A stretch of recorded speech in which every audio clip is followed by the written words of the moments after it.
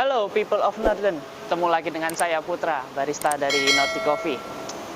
Dalam video kali ini saya tidak ngebrew, tidak apa, tapi cuma mau sharing-sharing aja soal kopi. Di sini karena banyak pertanyaan yang datang ke saya.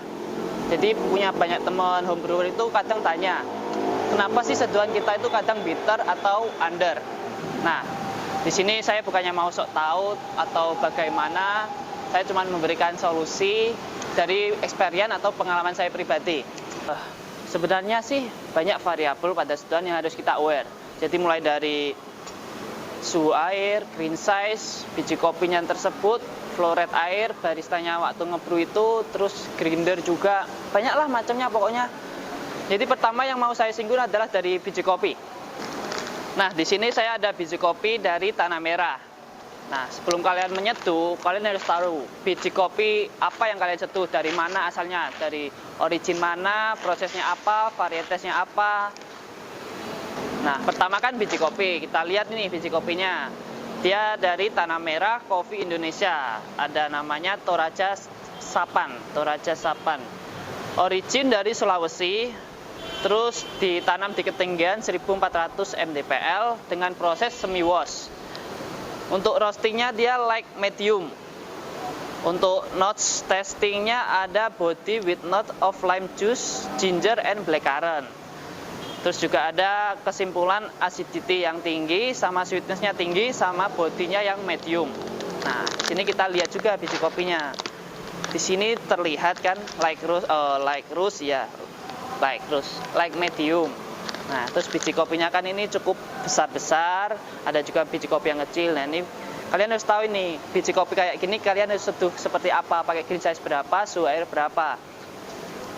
Nah, untuk kepengen tahu pakai suhu air berapa, kalian bisa lihat dari intensity-nya kopi. Kalian bisa metesnya dulu, susah apa enggak, atau bisa kalian gigit. Nah, di sini saya rasa dia cukup keras, jadi kalian bisa hajar dengan suhu tinggi supaya apa, ekstrasinya bisa maksimal. Nah, lalu juga ada setelah biji kopi kita ada ini dripper yang kita pakai. Kalian mau pakai origami, V60, Timor, Kalita, apapun lah itu harus menyesuaikan. Nah, terus suhu air udah sih. Terus air yang kita pakai kan kita meracik sendiri, Poseidon water namanya, dari air Cleo dengan campuran buffer magnesium plus kalsium. Karena apa ya, air ini kan 98% ada pada seduhan, sedangkan ekstrasinya 2% itu cuma dari kopi. Jadi kita harus memaksimalkan air yang kita bikin, karena seduhan yang kita minum itu gramasi airnya yang lebih mendominan. Terus juga ada penyebab seduhan kita itu beraroma kacang. Nah, itu bisa aja dari pasca panen, roasting atau brewing dari baristanya tersebut.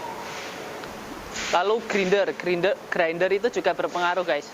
Jadi mau kalian pakai hand grinder atau grinder yang manual, grinder otomatis, usahakan grindernya yang sedikit lebih apa ya? Pokoknya grinder itu juga cukup berpengaruh. Jadi kalau kalian pakai grinder yang abal-abal nih, under 1 juta atau di bawah 500 yang abal-abal gitu, grindernya yang dibilang nggak bisa konsisten. Kalian mau giling halus, cuman dalamnya hasil gilingan itu ada halus, ada kasar, jadi nggak konsisten. Nggak yang kayak kita mungkin pakai hand grinder yang agak mahal dikit seperti Comandante, Kinu, Timor, Chestnut dan sebagainya lah. Itu kan dia grindernya masih konsisten. Jadi kalau kita giling pakai green size yang halus, fine gitu, medium atau agak kasar atau yang kasar, itu dia konsisten. Karena grinder itu kan juga berpengaruh seperti tadi saya bilang. Cukup banyak kan udah. Tadi pertama kita biji kopi. Jadi kita harus paham biji kopi apa yang kita seduh, kita mau pakai green size berapa, suhu berapa. Terus air. Habis gitu apa? Dripper juga berpengaruh. Terus apa lagi? Grinder yang dipakai biar gilingannya konsisten. Terus tinggal ke barista, flow rate air. Nah, mengatur flow rate air, terus berapa kali pouring, berapa kali blooming, mau berapa step pouringnya, 1, 2, 3 kali, waktu yang dituju, meracik resep sendiri. Itu kan kita nggak bisa asal baru tahu cara resep.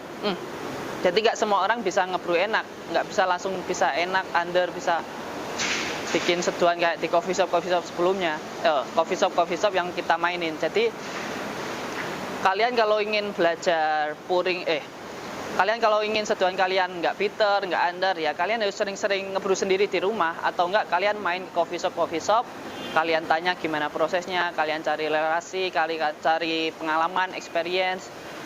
Saya sendiri pribadi menjalani dunia kopi ini sudah 3 tahun lebih, mulai dari seduhan saya yang kurang enak menjadi yang cukup enak, yang pahit, yang under, yang watery. Itu sudah saya alami banyak, mulai dipendekarin orang-orang, dapat masukan, kritik dan saran, saya terima untuk apa.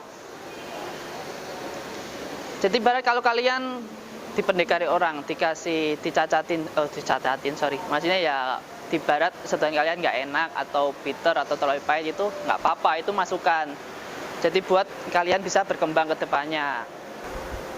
Ya intinya sih, kalau ingin seduhan enak ya kalian harus menjadi home brewer. Jadi kalian tiap hari, tiap pagi menyeduh. Kalau ingin tahu gimana resep, gimana biji cara apa, mungkin kalian bisa follow ini sih coffee shop. Maksudnya sosial media kayak Sebenza Coffee, Nordic Coffee atau apalah yang ada experience soal kopinya. Seperti yang saya sebutkan tadi, Sebenza Coffee, Saat Seduh di Rumah, dan macam-macam lah, kan banyak sekarang. Kalian bisa belajar dari YouTube, internet, Instagram, banyak sekarang yang nge-share. Sisanya tinggal kalian sendiri mau berkembang atau tidak. Jadi variabel dari kopi ini bukan main-main. Jadi nggak asal sembarangan nyeduh, asal menggunakan feeling tapi nggak punya skill, nggak bisa. Jadi semua ada aturannya, ada standarnya. Ya sementara seperti itu dululah. Jika kalian mungkin ada salah kata dari saya atau beberapa mungkin saya yang sok tahu, kalian bisa meluruskan. Di sini saya juga sama-sama belajar. Oke, sekian dari feed Kalita kali ini. Sampai jumpa di feed selanjutnya. Jangan lupa komen, like, dan subscribe. See you.